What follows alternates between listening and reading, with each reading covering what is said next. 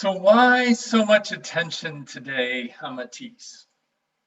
Well, frankly, it's an annual thing for me to focus on the creative arts one Sunday in the middle of winter. It seems like a treat, especially something a day like today when it's so cold. In the past, I often focus on a piece of music, often a choral work. And those of you that know me know I'm a choral geek. I'll talk about the composer or maybe sometimes the poem that was used to create the music. I've also done theater, some drama, some musical theater, but I've never really done anything with the visual arts, painting, multimedia, photography, or even an artist. So this seemed like a good time. For me, it's a nod to the Unitarian Universalist less traditional sources. And by that, I mean, last week I talked about our first source, which is the direct experience of all that transcending mystery and wonder affirmed in all cultures, which moves us to a renewal of the spirit and an openness to the forces which create and uphold life. So last week, I talked about just creative imagination, the science behind it, the history behind it, and kind of went into a little bit of the theology of it with transcendentalism in the early Unitarians. Well, this week, it's purely creative arts, purely the world of Matisse.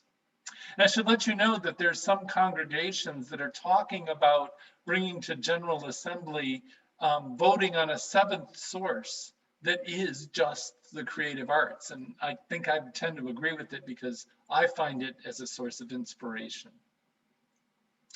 But why did I pick Matisse? Well, as you know, this year's theme is resilience for the whole year, but February's theme in particular is creativity and resilient imagination. And now Matisse is an artist whose creativity changed the course of Western art in the 20th century. His art teacher, Gustave Moreau, said he was born to simplify painting, but I would argue he went way beyond painting and he was just basically born to simplify art. He was someone with a passion and unrelenting imagination, which proved to be his savior when he was faced with ill health a couple of times and some adversity. Now, I want to acknowledge the source because it's kind of unique.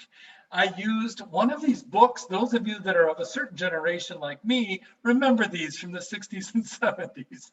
This is one of those Time Life books. This was published in 1969, The World of Matisse, 1869 to 1954, written by John Russell. So let me go back to my slides.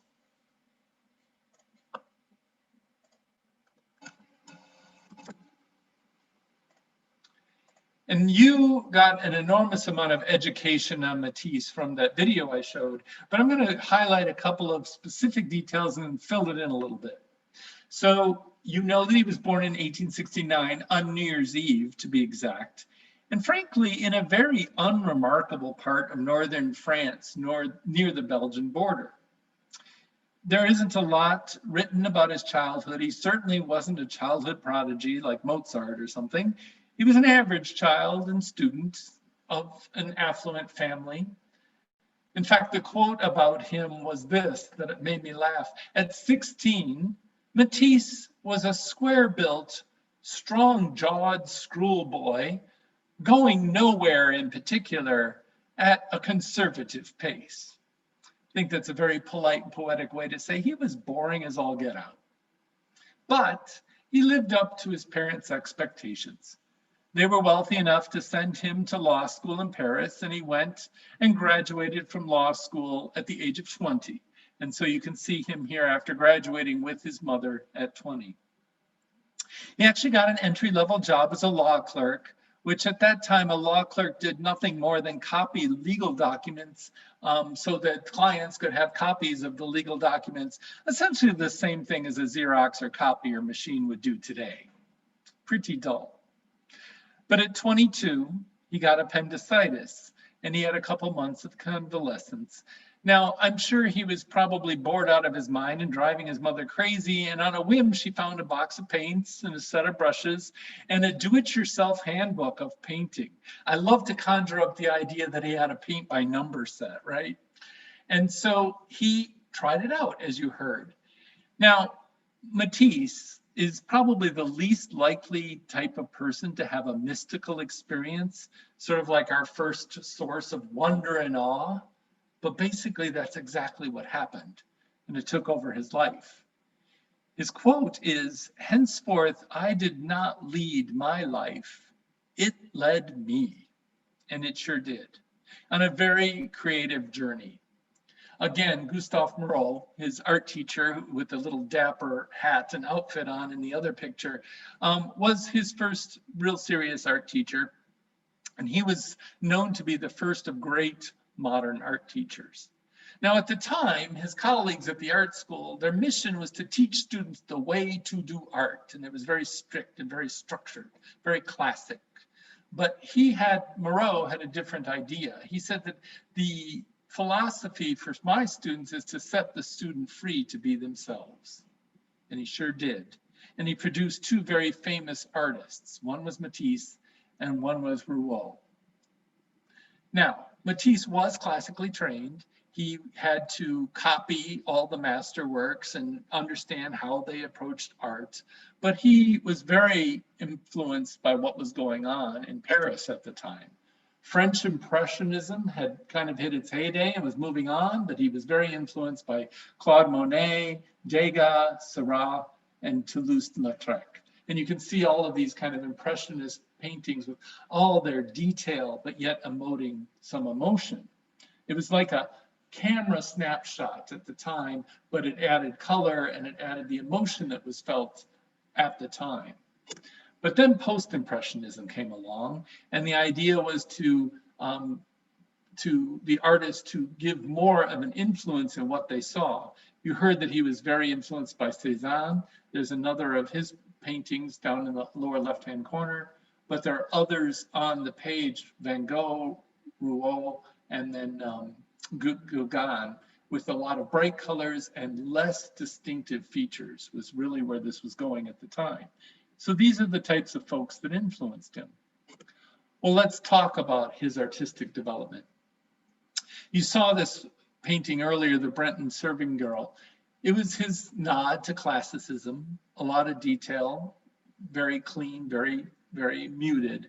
And that was 1896. But by 1903, the guitarist is an example of brighter colors and a lot more play with dark and light, and the lack of detail was beginning to work in. And then you heard the story of he and two other friends really got into Fauvism, or the wild beasts would be the translation. And in its heyday, from 1904 to 1908, you can see a couple of his paintings. One of the big deals here is that the artist would take the paint right out of the tube and not mix it. So they wanted these really vibrant, strong colors, kind of not found in nature, to really give an impression and emote a lot of experience that they felt when they were thinking of creating the image. So I'm going to go through a series of his paintings. I'm not going to talk about all of them, but he worked with the idea of constantly simplifying art. How can I take something that I'm seeing and make it as simple as possible? This is an example. This is the back series. From 1909 to 1930, this is the back of a woman, and you can see from left to right how more representative it became over time. So it's these same themes that he worked with every decade.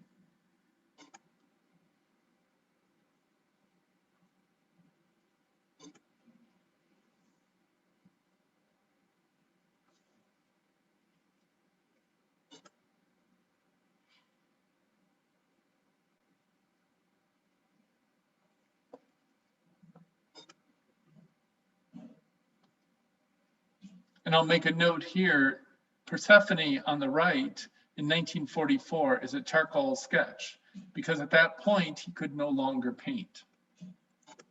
Which leads me to talk about his later years, 1941 to 1954. 1941 is when he had cancer in his abdomen, and by the time they operated, it had already affected the abdomen wall, so they had to remove a lot of tissue, particularly muscle tissue. So you can see in the wheelchair, his stomach is kind of protruding sort of in an artificial way, because I don't think he had the muscle strength to contain it. And also he could no longer stand for much of a length of time at all that was required for painting. So instead of sitting back and assuming his creative life was over, he chose to begin to paint with scissors, as it said. And so you can see him here in his studio and in his bedroom. There were pictures before in the video of him in his bedroom where just the walls and the ceiling became the canvas. And so he would have paper painted a specific color that he wanted, and then he would cut out the shapes meticulously. It seems like a simple art form, but he did it meticulously and would have an assistant help him put it on the wall. And you can see in the picture on the right, one of his assistants, and you can see in the background what he was working on. There was also a long pole you saw earlier where they'd have charcoal at the end of it, so he could still draw on the walls. In fact, he said he had 2 murals of women on the ceiling, so he always had company in his bedroom. So this is the point at which cutouts as art really became his main way of creating art. And it was interesting because it kind of really fit into the next phase of his idea to simplify art. In 1947, as I said earlier, he published a book called Jazz, and it was a lot of paper cutout art put into there. Now, it was very popular, but he was disappointed because by printing the images, it lost the tactile appearance of cutouts. And so this is when he really decided to go all in and create these mammoth displays of cutouts and works of art. So I'm going to go through a series of them here again, just quietly, and let you absorb them. I'll make one comment about the first one. This fits on a screen, but this is wall size. So you kind of have to get a sense of the dimensions of what he was doing.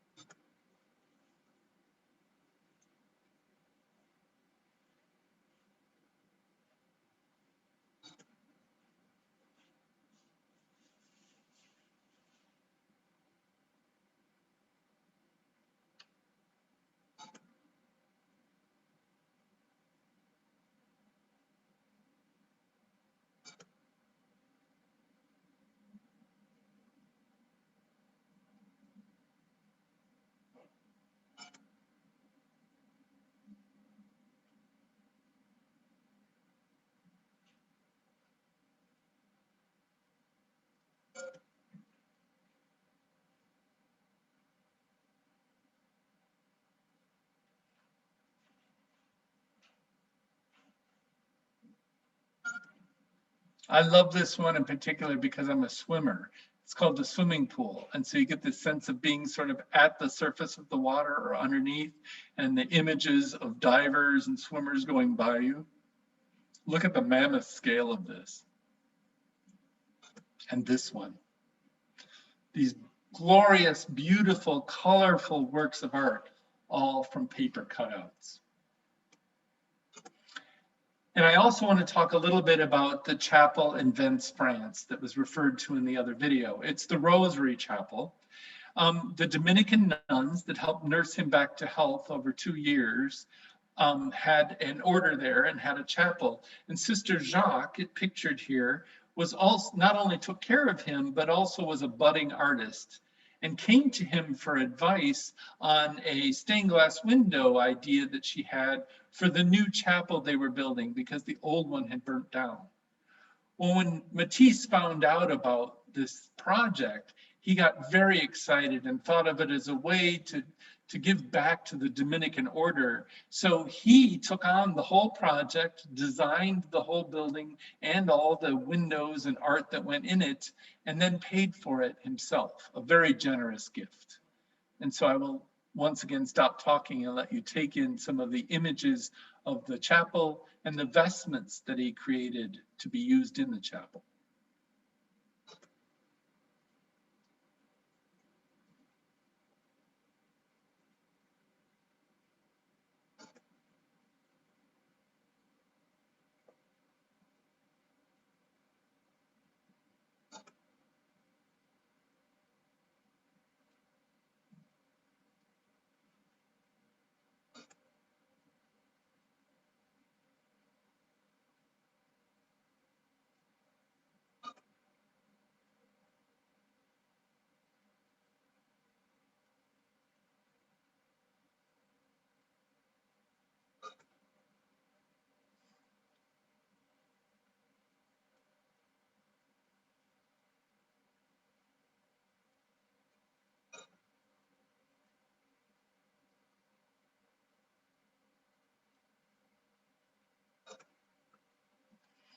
And there you have him enjoying the space in the new chapel.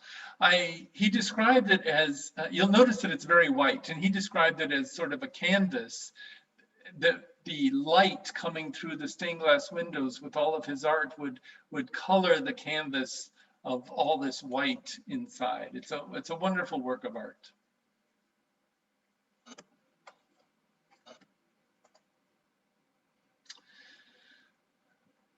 So what is my takeaway of all this art show and all of this art history?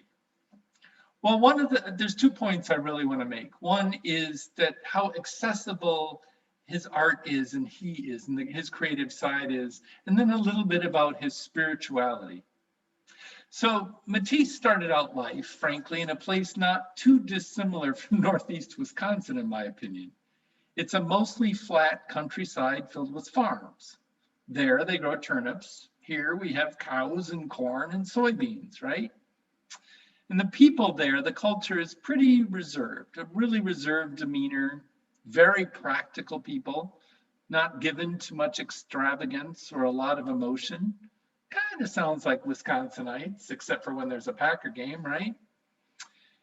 Yet, when he was given an opportunity to try something new during his recovery from appendicitis, his creativity and his imagination took off. Matisse's passion for painting and art probably surprised his parents. It was probably unrecognizable, like, who is this kid? And the village folks. In fact, his father thought he'd lost his mind and was surely going to starve to death as an artist and then come back as a prodigal son and want more money.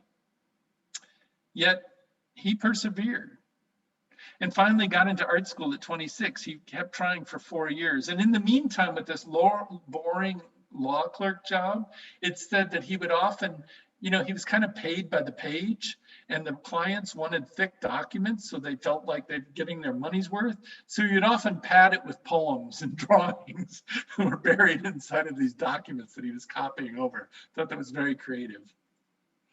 Well, Matisse became a leader in his field and extraordinarily popular in his own lifetime, which was pretty unusual for an avant-garde artist. And his creative imagination just kept pushing him to new frontiers, new ways of thinking of things. As he said, it kept leading him. And then even after his very serious brush with death and his long recuperation, his imagination found new ways to create. It was very resilient. Now think of the simplicity and accessibility of his final crowning creative endeavors. Paper cutouts. His illness really did influence his art and limiting his technique. He could no longer paint, but the limits made him go to this new place for creativity that was his prophecy fulfilled. That's the last title of the title of the last chapter of the book. And it's true. It's as if his whole life was about simplifying art. And because of his illness and his need to paint with scissors, he created a very simple art form. Not that his art is simple, but a very simple art form, a medium to create it. And he was still creating art to the day he died at 84. Now, Matisse's spirituality. Given that he grew up in a rather conservative part of France, it's interesting that there's no mention of a Roman Catholic upbringing. He didn't seem to care about religion, philosophy, or politics. As we heard from the quote from him that I read earlier, he cared about beauty. He wanted an art of balance, of purity, and serenity. Now, that got him into a little bit of trouble after World War II because unlike some of his fellow artists, he did not side with the French resistance like his wife and daughter did, and they almost were killed for it. And his critics actually thought he was an artist for the bourgeois, a world that they felt no longer existed after the war. But he came back and was as popular as ever. In fact, Matisse ended up being had this very compassionate, giving side after his bout with cancer. As we've said, he was deeply moved by the care that the Dominican nuns gave him, and he wanted to do something significant for them in return. But he didn't make the chapel as a monument to himself. It wasn't his final masterpiece. He wanted to design a working chapel, a place of balance, purity, and serenity, exactly the qualities that he sought in his art. Now, some at the time believed, because he'd given this extraordinary gift to the nuns in the Roman Catholic Church, that he had abandoned his lifelong rejection of religion and returned to the church. In fact, the gossip had become so strong that Matisse at some point felt the need to respond to it with this quote: "The only religion I have is my love for the work that I have to do, my love of creation, and my love of absolute sincerity. I made the chapel to express myself completely and for no other reason." Matisse's spirituality was fulfilled through his creative calling. He never stopped creating, regardless of his circumstances. So I wonder, is that a calling that we should have as well? Even in a simple way like paper cutouts and collages, is that a calling we could get into as well? To close, I'm going to go back to a couple of his quotes. "I don't know whether I believe in God or not. I think really I'm some sort of Buddhist. But the essential thing is to put oneself in a frame of mind which is close to that of prayer. I believe much of his art, especially in his later years, is close to that of prayer. And then what I dream is an art of balance, of purity and serenity, devoid of troubling or depressing subject matter, a calming influence on the mind like a good armchair." Matisse might have liked Unitarian Universalism and our theme this month of creative, resilient imagination. I hope you found his story inspirational, and I hope that you will all try giving a hand today or early this week at paper cutouts and a collage. Please do, like you saw in that workshop that they had. And send me a photo, please. We all need a good armchair these days. Amen.